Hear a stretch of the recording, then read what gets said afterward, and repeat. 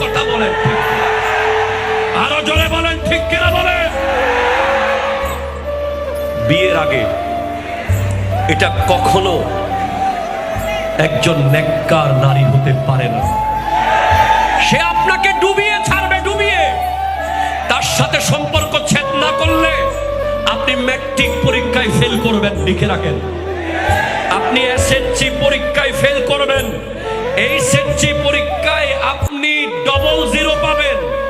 আপনার লাইফে অনার্স আর মাস্টার্স হবে না, আপনার জীবনের চাকরি হবে না, কারণ প্রত্যেকটা জায়গায় সে লক করে রেখেছে।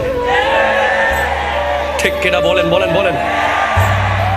এবার কি করব তাহলে হুজুর? যৌবন কাল, যুবক হয়েছে, কি করব? হ্যাঁ, আপনি বিয়ে করুন। কি করবেন আপনি? সরাসরি প্রস্তাব দিন বাবা মাকে। যদি বাপ মা বলে বিয়ের সময় হয়নি, এখনো রেডি নাই, আপনি রোজা রাখুন। কি করবেন বলেন না, কি? রোজা রাখুন। আপনি বিয়ে করতে না পারলে রোজা রাখেন। আপনার সাথে বেগানার সম্পর্ক ছেদ করেন। ওই নারীর সাথে সম্পর্ক থাকা অবস্থায় আপনি মারা গেলে আপনাকে কালিমা পরিয়ে দেওয়ার ফেরেশতা থাকবে না। আপনি বেঈমান হয়ে মারা যাওয়ার সম্ভাবনা আছে।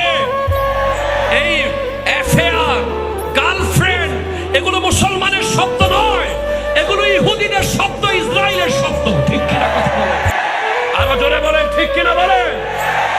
Park, restaurant, dating, girlfriend, affair, এই শব্দগুলো মুসলমানের শব্দ নয়।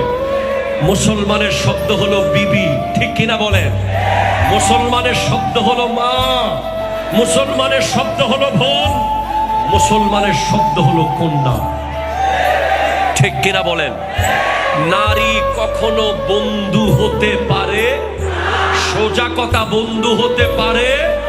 হ্যাঁ, আপনি যদি বন্ধুত্ব করে বিয়ে করেন, আমি সব সময় বলি, আজকেও বলছি, আপনি সারা জীবন তার সাথে যখন ছিলেন, সে ফোন বন্ধ করলে আপনার ডিপ্রেশন, কল না ঢুকলে ডিপ্রেশন, মেসেজ না আসলে ডিপ্রেশন, সে কোনো বিয়ে বাড়িতে গেলে আপনার ডিপ্রেশন, সে কোনো ভাইয়ের সাথে কথা বললে আপনার ডিপ্রেশন, তাকে কলেজে কারো বন্ধু, কারো ছেলের সাথে দেখলে আপনার ডিপ্রেশন।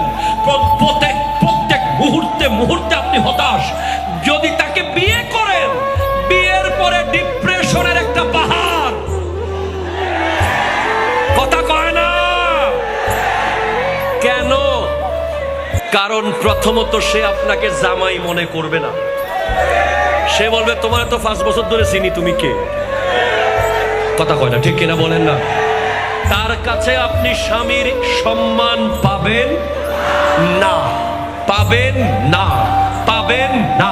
আপনি আমার সাথে চ্যালেঞ্জ করতে পারেন, আপনি পাবেন না। সে আপনাকে স্বামী হিসেবে ইজ্জত করবে না, কারণ সে গত 5 বছর আপনাকে চিনে। ঠিক কিনা বলেন। এবং দ্বিতীয় নম্বর, আপনি যদি রানী এলিজাবেথের মেয়েকেও নিয়ে আসেন মা বাবার অবাধ্য হয়ে, ওই সংসারে কখনোই আপনি সুখী হতে পারবেন।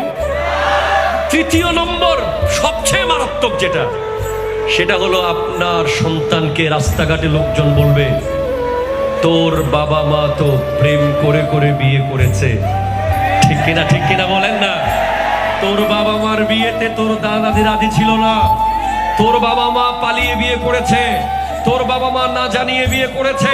তার মানে সারা জীবন আপনার সন্তানকে স্কুলে, কলেজে, ইউনিভার্সিটিতে, রাস্তায় ঘাটে, অফিসে এই বিশাল এক পাথর নিয়ে চলতে হবে। সুতরাং আসুন বেগানার সাথে সম্পর্ক ক্যান্সেল করি।